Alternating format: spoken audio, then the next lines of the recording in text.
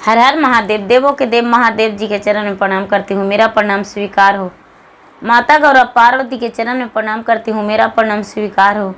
गणपति ललनवा के चरण में प्रणाम करती हूँ, मेरा प्रणाम स्वीकार हो। सब देवी देवताओं के चरण में प्रणाम करती हूँ, मेरा प्रणाम स्वीकार हो। धरती माता के चरण में प्रणाम करती हूँ, मेरा प्रणाम स्वीकार हो। माता और पिताजी के चरण में प्रणाम करती हूँ, मेरा प्रणाम स्वीकार हो। पति देव जी के चरण में प्रणाम करती हूँ, मेरा प्रणाम स्वीकार हो। सब गुरु भाई बहना के चरण में प्रणाम करती हूँ, मेरा प्रणाम स्वीकार हो। गुरु भाई बहन, मैं एक कथा सुनाने जा रही हूँ। इस कथा को पूरा सुनिए और रहस्य जानिए। आधी नहीं, आधी सुनने में शिव गुरु का अपमान होती है और पूरा सुनने में ज्ञान होती है, इसलिए कथा को पूरा सुनिए और रहस्य जानिए। हर हर महादेव, घर घर महादेव। गुरु भाई बहना, एक किसान थे। वो किसान बहुत गरीब थे। दोनों पति पत्नी भगवान के भक्त थे। भगवान शिव गुरु भोलेनाथ का भक्त थे। शिव गुरु का भक्ति करते थे, पूजा करते थे। लेकिन लोग कहते हैं कि जितना ही भगवान का भक्ति करते हैं उतना ही भगवान कष्ट देते हैं। भगवान परीक्षा लेते हैं और दुखों का पहाड़ शरीर पर तोड़ देते हैं। जैसे कि वो किसान थे, वो निसंतान थे। उनका कोई पुत्र नहीं था, उनका पुत्र पुत्री कोई भी नहीं था, सिर्फ पति पत्नी थे। भगवान से पूजा करते वक्त कभी ये नहीं कहे थे कि भगवान मुझे संतान दीजिए। लोग ताना मारते थे, उनके कहते थे कि अरे आप तो इतने बड़े पुजारी हैं, तो आपको धन संपत्ति होना चाहिए, भर के रखना चाहिए भगवान को। आप इतने बड़े भगवान का सेवक हैं तो आप निसंतान हैं। अरे आप कोई भगवान का सेवक नहीं है, झूठी दिखावा करते हैं, आप एक बहुत बड़े पापी हैं। यदि पापी नहीं रहते, पापन नहीं रहते, तो आपका भी पुत्र होता, पुत्री होता, धन होता। लेकिन आप इसी बहाने मंदिर में लूटने जाते हैं।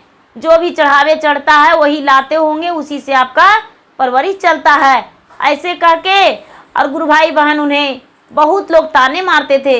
लेकिन वो किसान किसी से कभी भी कुछ नहीं बोले, कभी भी कोशिश नहीं किए कि हाँ उल्टे मुंह उनका हम जवाब भी दे दें। भगवान को याद करते थे, भोलेनाथ महादेव ये बातें आप सुनिए। इनकी बातों में मुझे कोई ऐसा नहीं है कि इनका बातों हम ध्यान से सुने। महादेव इनकी बातों थोड़ा सा आप ध्यान दे दीजिएगा। महादेव ये लोग ऐसे बोलते हैं, ऐसे करके, और भगवान को ध्यान लगाकर वो चुप हो जाते थे। गुरु भाई बहना, एक दिन का बात है कि भगवान के वो बेचारे दोनों पति पत्नी मंदिर में जाके भगवान के चरण धो रहे थे। तो भगवान प्रकट होकर कहते हैं कि तू तेरे जैसा भोला तो कभी देखा ही नहीं हूँ संसार में, तू बिल्कुल भोला है। तूने तो इतना मेरा पूजा किया, कभी ये नहीं कहा कि हाँ भगवान मुझे ये चाहिए, वर मांगो, हम तुम्हें वर देना चाहते हैं, मांगो। ये बोलता है महाराज क्या मांगे, आपकी दया से तो मेरा कोई कमी नहीं है, मांगे तो क्या मांगे। भगवान भोलेनाथ कहते हैं कुछ तो ऐसा होगा कि जो तुम्हारे पास नहीं होगा। क्या तुम्हारे पास सब कुछ भरा है? ये दोनों पति पत्नी बोलते हैं हाँ महाराज, मेरे पास सारी खुशियां भरा हुआ है, मेरे पास कोई कमी नहीं है। हम चाहते हैं कि मेरा 2 वक्त का रोटी और 5 गज वस्त्र, शरीर ढकने के लिए और रहने के लिए एक झोपड़ी चाहिए, उसके अलावा मुझे कुछ नहीं चाहिए। तो इसलिए मेरा सब कुछ पूरा है महाराज, क्या आपसे मांगे। भोलेनाथ कहते हैं रे तू तो धन है, इतना तुझे दुख है, फिर भी दुख किसी को दिखा नहीं रहे हो, कुछ तो मांग लो।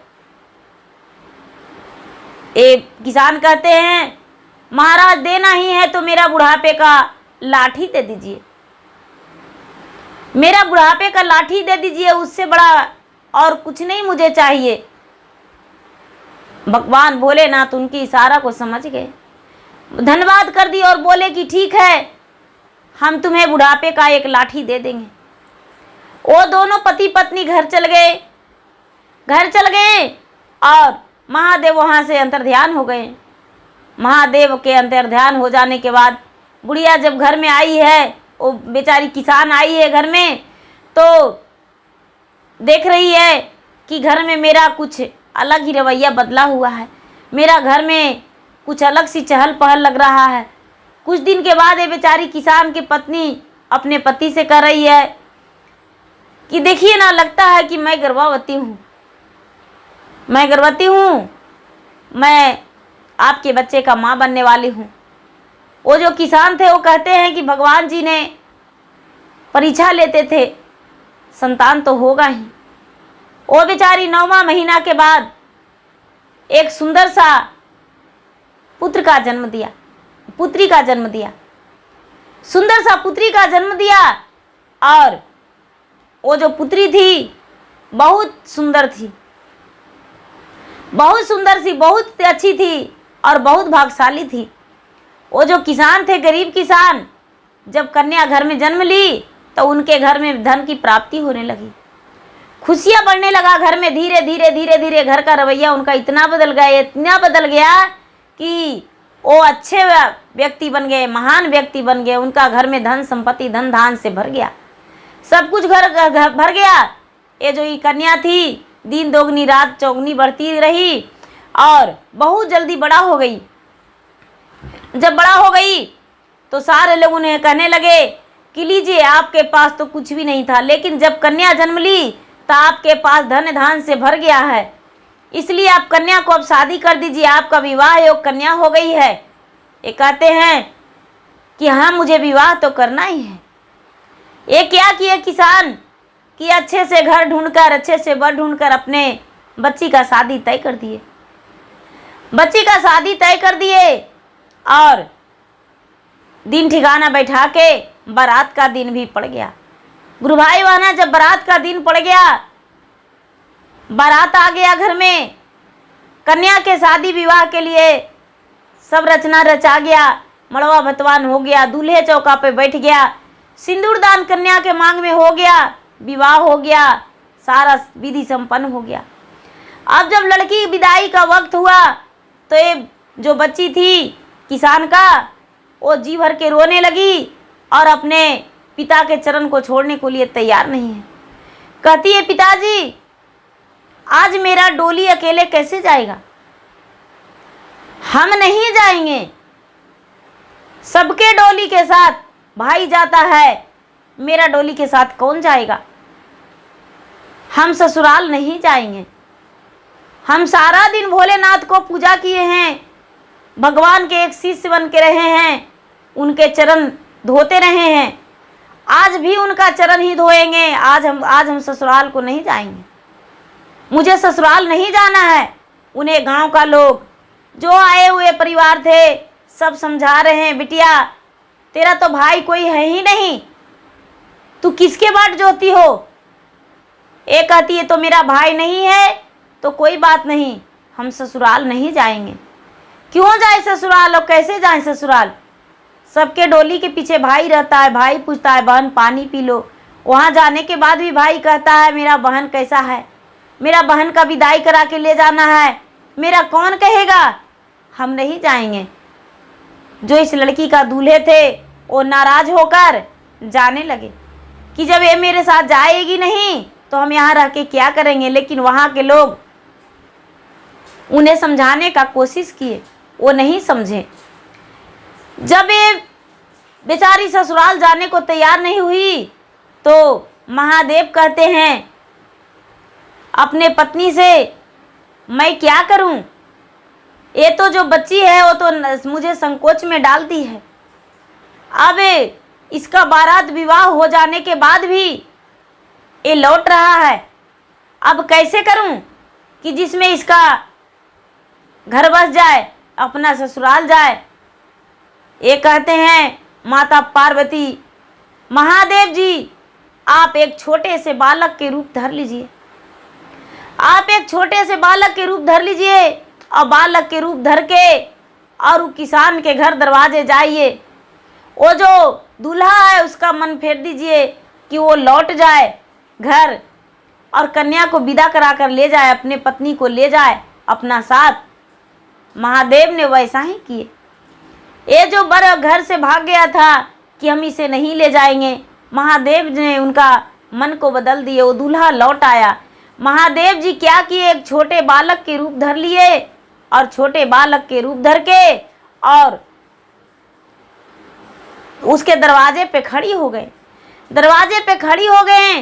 सारी लोग कहते हैं ये बालक कौन है। बारात वाले लोग कहते हैं मेरे तरफ का नहीं है। सराती का लोग कह रहे हैं मेरे तरफ का नहीं है। जो घर के परिवार है वो कह रहे हैं मेरे तरफ के नहीं है। ये महादेव जी क्या किए कि उस कन्या के पास चले गए। वो बच्ची के पास चले गए और कहने लगे, दीदी आज तेरा शादी हो गया, हम अकेले कैसे खेलेंगे, हम अकेले नहीं रह सकते हैं तुम्हारे बिना। दीदी तुम्हारा शादी हो गया।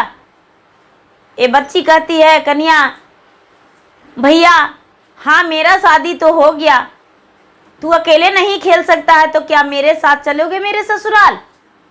ये महादेव जी बालक रूपी महादेव कहते हैं, हाँ दीदी हम तुम्हारे साथ जाएंगे। भला हम यहाँ अकेले कैसे रह सकते हैं, नहीं रह पाएंगे। यहाँ मुझे कौन खिलौना देगा, किससे झगड़ा करेंगे। ये जो बच्ची थी इसे ये भी पता नहीं था, ध्यान में उस वक्त नहीं रहा कि ये बालक के साथ हम कभी नहीं खेले हैं, कभी इससे प्यार नहीं किए, नहीं झगड़ा किए, इसी को हम पहचानते भी नहीं हैं। लेकिन वो बच्ची जो थी वो बोली, भाई तू मेरे साथ चलो, मेरा ससुराल चलो, क्योंकि मेरा डोली बिना भाई का जाएगा तो इसलिए हम ससुराल नहीं जा रहे हैं। ये जो बालक रूपी महादेव जाने को लिए तैयार हो गए, जाने को लिए तैयार हो गए। लड़की का विदाई मिल गया। महादेव जी डोली के पीछे पीछे लड़की के साथ चल दिए, भाई बन के चल दिए और उसके ससुराल गए। ससुराल गए तो भाई बहन का जैसे प्यार होता है उसी तरह जब ये महादेव भाई बन के उस लड़की के साथ आंगन में गए तो सारी लोग कहने लगे कि वो लड़की का तो भाई नहीं था, ये भाई कहाँ, भाई कौन है।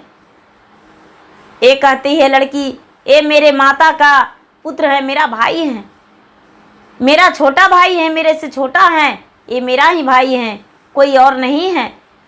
ऐसा सब जानकर बड़े खुश हो गए, बड़े खुशी मिला सबको। और सारी लोग कहने लगे कि नहीं, सारा लोग कहते थे कि एक ही बेटी है लेकिन उनका तो पुत्र भी है।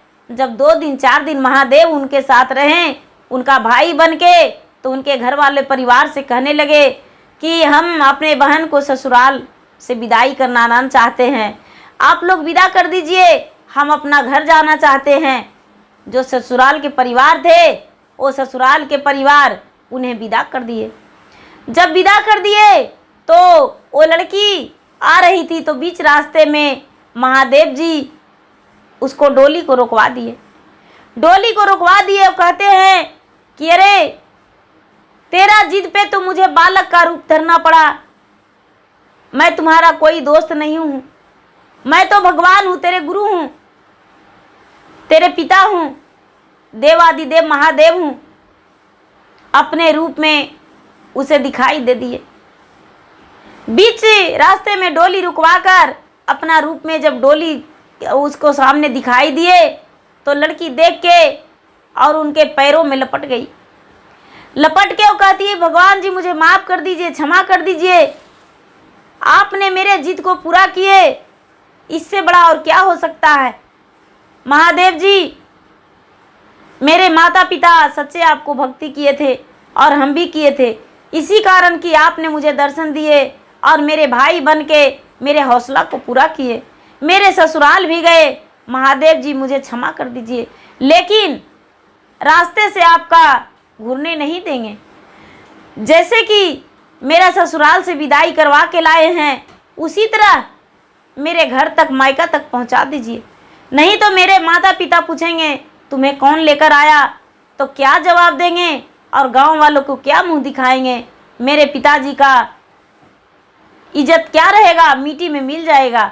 महादेव जी बालक रूपी महादेव इस लड़की के साथ, कन्या के साथ चले गए उसके मैके, और मैके के जाने के बाद उसके माता पिता से बोले कि माता जी हम जा रहे हैं अपना घर, दीदी अब तो आ ही गई है अपना मैके, तो हम जा रहे हैं, क्योंकि इसका घर गए, इसका ससुराल गए तो बड़े मुझे बहुत मज़ा आया। अब ये आ गई है, इसके साथ खेलेंगे, लेकिन अभी हम घर जा रहे हैं, ऐसा कह के और महादेव उसके घर से चल दिए। ये लड़की जब महादेव जी विदा होके और घर से चले गए तो ये अपने माता पिता से कहती है कि वो जो बालक रूपी थे वो कोई और नहीं, वो तो भगवान भोलेनाथ थे। भोलेनाथ थे, कोई अलग और नहीं थे। वो जो महादेव श्री शंकर भोलेनाथ थे और मेरे भाई का रूप में मुझे दर्शन दिए और मेरे ससुराल गए और मेरी जिद को पूरा किए। मेरे भोलेनाथ मेरा सब कोई थे, मेरे माता भी हैं, मेरे पिता भी हैं और मेरे गुरु भी हैं, मेरे भाई भी बन गए, मेरे दोस्त भी बन गए, सब कुछ मेरे देवो आदिदेव महादेव ही बन गए। उनकी माता जो थी, माता भगवान के सामने जाके माथा टेकी, उनके पिता भी माथा टेके और माथा टेक कर भगवान से क्षमा मांगे कि हे भगवान भोलेनाथ, आप तो अपरंपार हैं, आपकी महिमा अपरंपार है, मेरी कन्या का जिद पूरा किए आप। आपसे बड़ा कोई नहीं संसार में हो सकता है और नहीं है महादेव। बस इसी तरह से सब पे अपना दया बरसाइए और दया बरसाकर सबको खुश रखिए और जिसका जो नहीं उसका कमियां का पूरा कीजिए। उनके माता पिता भगवान को धन्यवाद करके और वैसा वरदान मांगे। गुरु भाई बहना, जो भी मेरा वीडियो सुनते हैं वो इस बात को ध्यान दीजिए कि भगवान ये नहीं कि हम करने से खुश होते हैं, भगवान भक्ति भाव से खुश होते हैं। जो उनके भक्ति भाव में रहते हैं उन्हीं पे भगवान खुश होते हैं। गुरु भाई बहना, मेरा वीडियो अच्छा लगे तो इसे लाइक कीजिए, शेयर कीजिए, सब्सक्राइब कीजिए। और एक नेहा बहन जी हैं इंदौर से, वो भगवान भोलेनाथ का शिव शिष्य हैं, वो बोले हैं मेरा नाम ले लीजिएगा गुरु बहन जी, तो उनके मेरे तरफ से बहुत बहुत धन्यवाद। हर हर महादेव, घर घर महादेव।